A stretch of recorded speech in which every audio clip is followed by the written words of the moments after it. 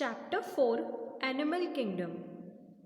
Till the previous video, we have discussed about various phylums such as the phylum Porifera, Coelenterata or Cnidaria, phylum Ctenophora, phylum Platyhelminthes, Escalminthes, and phylum Annelida.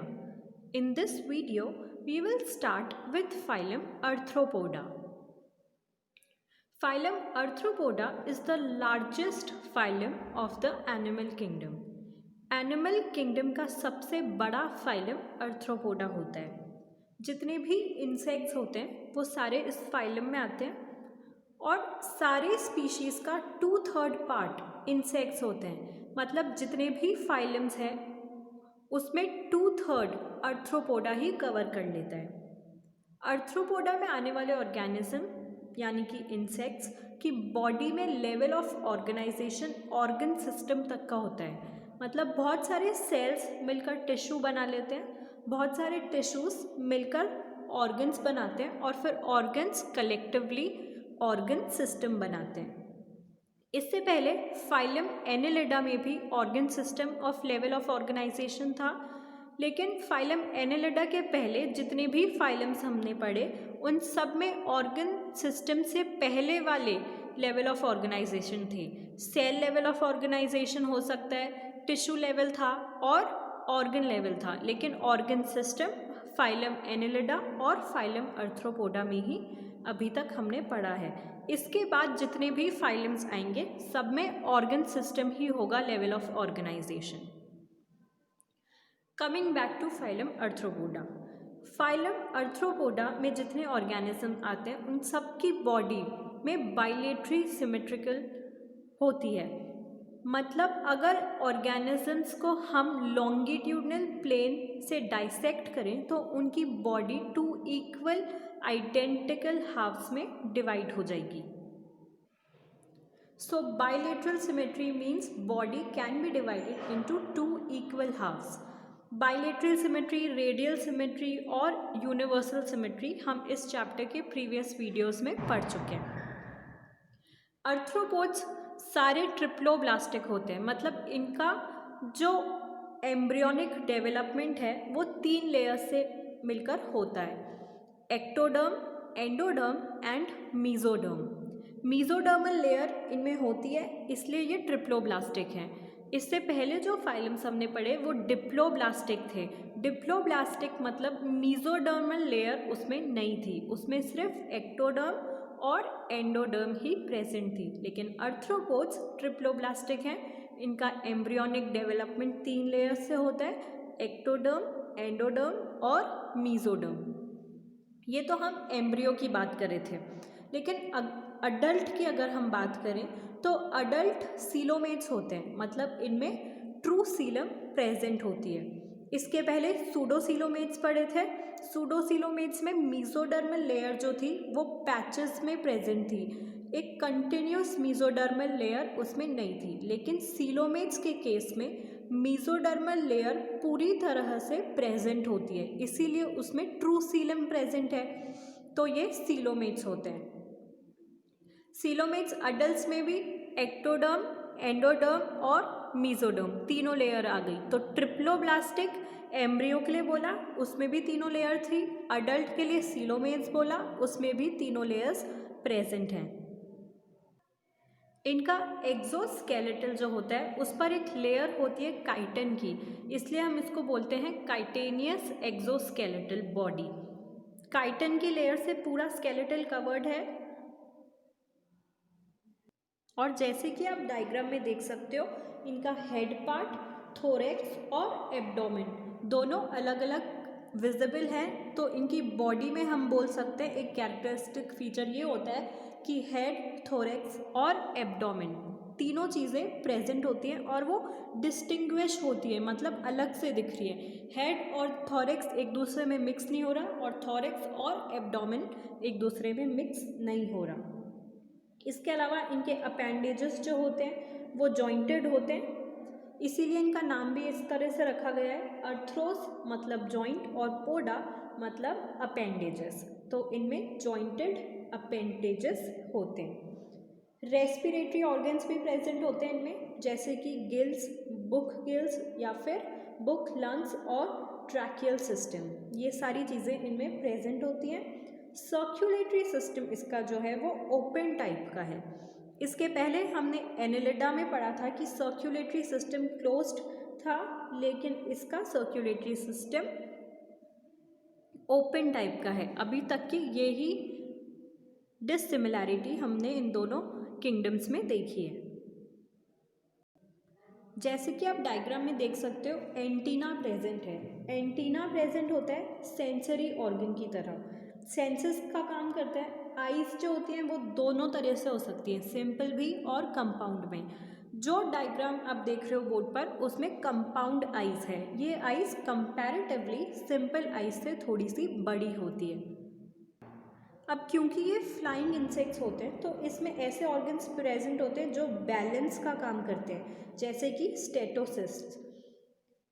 Excretion मेल्फिजियन tubules से होता है, इसमें बहुत common feature है ये।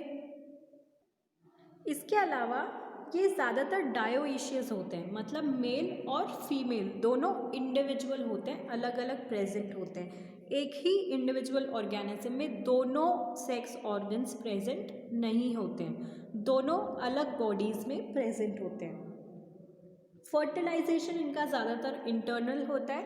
External fertilisation इसमें इसलिए नहीं होता है क्योंकि एक तो मेल और फीमेल बॉडी दोनों अलग अलग है, तो एक्सटर्नल फर्टिलाइजेशन कैसे होगा, इसलिए इंटरनल फर्टिलाइजेशन होता है फीमेल की बॉडी में।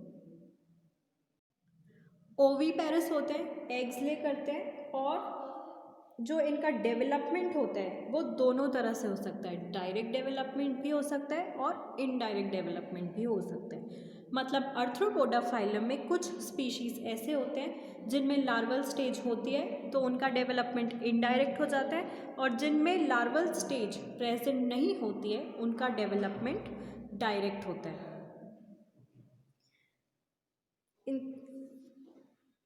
इकोनॉमिकली इम्पॉर्टेंट स्पीशीज़ होते हैं ये सारे इंसेक्ट्स, जैसे कि एपिस हनी बी, हनी निकालने के काम आता है। बॉम्बैक्स सिल्कवर्म होते हैं, जो सिल्क मिलता है उनसे।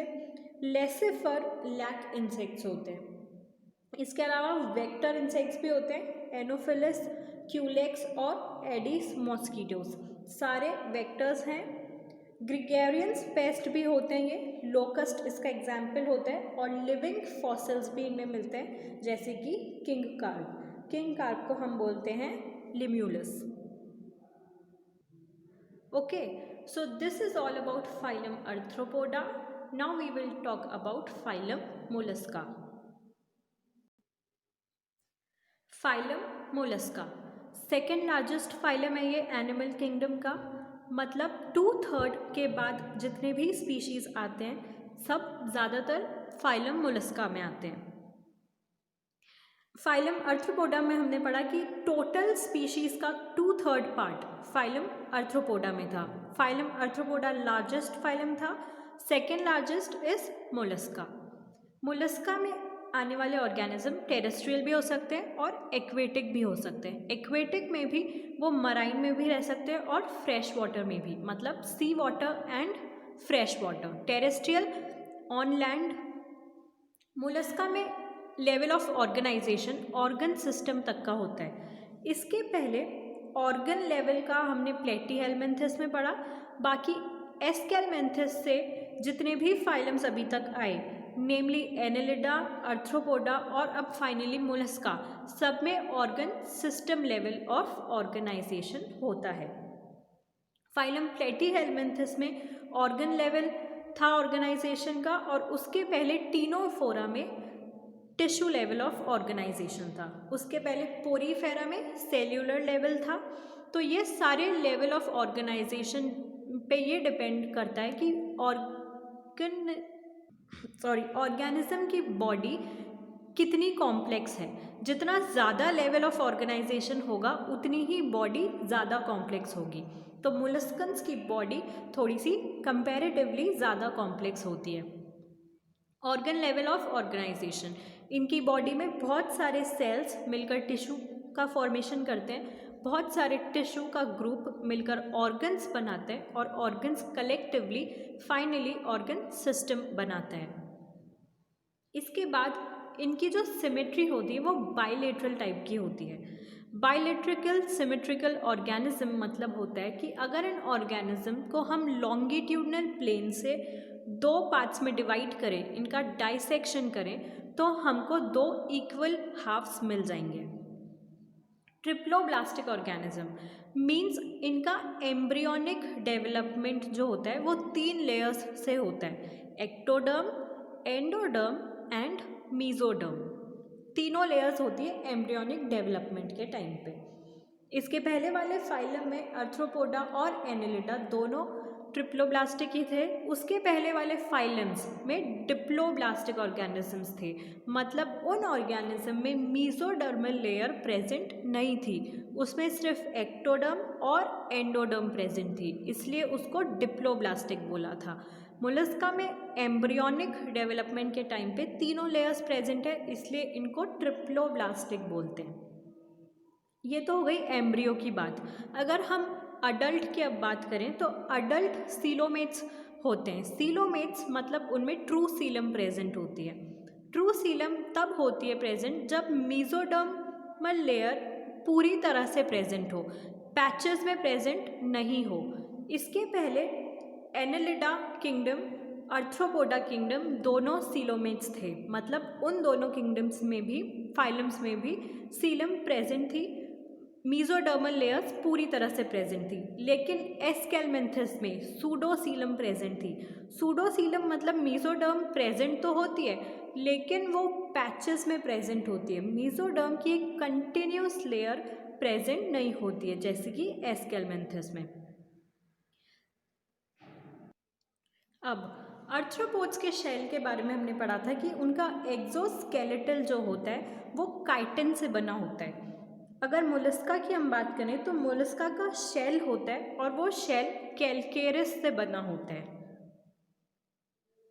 इनकी बॉडी अनसेगमेंटेड होती है, सेगमेंट्स प्रेजेंट नहीं होते हैं और इनका जो एक्सक्रीटरी और रेस्पिरेटरी फंक्शन है वो प्रॉपरली होता है। बॉडी हेड, मस्कुलर फुट और वेसेलर हम्प में डिवाइडेड होती है और एक सॉफ्ट और स्पॉन्जी लेयर होती है स्किन में जो कि मेंटल का फॉर्मेशन करती है। मेंटल का फॉर्मेशन विसेरल हम्प के ऊपर होता है। हम्प और मेंटल के बीच में जो स्पेस प्रेजेंट होती है वो मेंटल कैविटी होती है।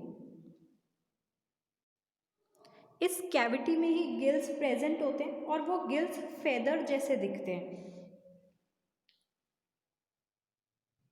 रेस्पिरेटरी और एक्सक्रीटरी फंक्शंस के साथ साथ इनके पास सेंसरी टेंटिकल्स भी प्रेजेंट होते हैं और एंटीरियर हेड रीजन जो होता है वहाँ का टेंटिकल लोकोमोशन में हेल्प करता है। मोलस्का के कुछ ऑर्गेनिजम्स में एक रेस्पिंग ऑर्गन प्रेजेंट होता है जो फीडिंग के काम आता है, जिसको हम रेड्यूला भी बोलते हैं और ये माउथ पोर्शन के आसपास ही प्रेजेंट होता है।